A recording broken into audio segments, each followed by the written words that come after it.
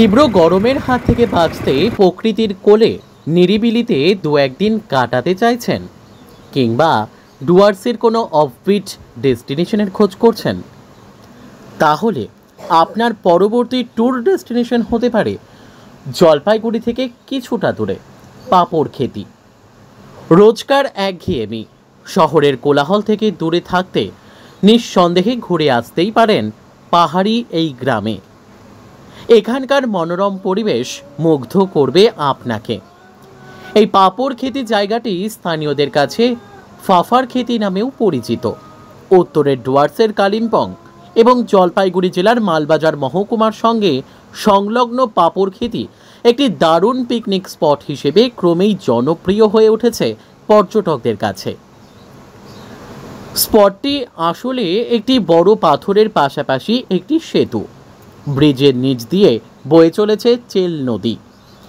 রয়েছে একটি দর্শনীয় জলপ্রপাত, ঘন জঙ্গল, একটি স্নিগ্ধ চেল নদী। আশপাশ জুড়ে অজানা পাখির ডাক এবং দূরের গ্রামগুলির দৃশ্যাবলী মন ভালো করবেই।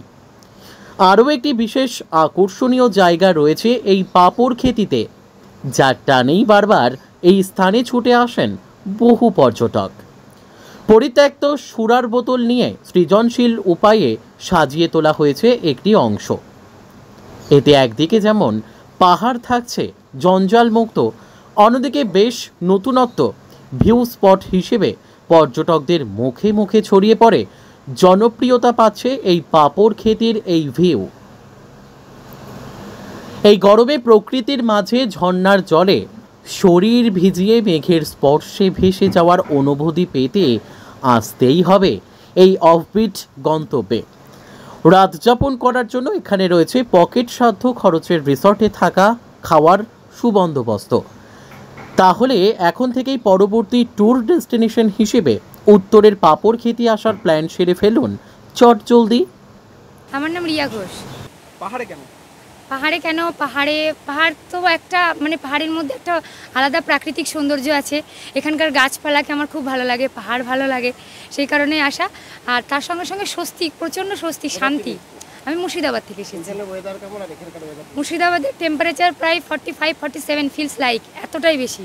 কিন্তু এখানে খুবই আরামদায়ক, মনোরম পরিবেশ, ওয়েদার খুবই সুন্দর। আপনি এমনি কি করেন?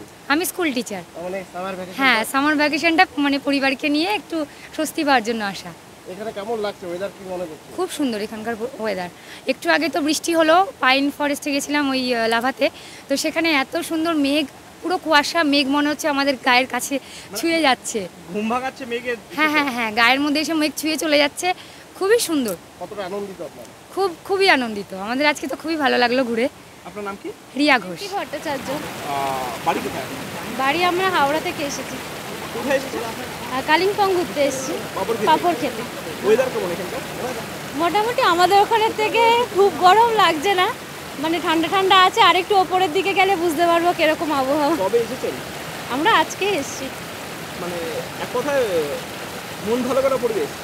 হ্যাঁ, শুরুটা তো খুব ভালোই হচ্ছে, এবার শেষটা দেখি কিরকম হয়।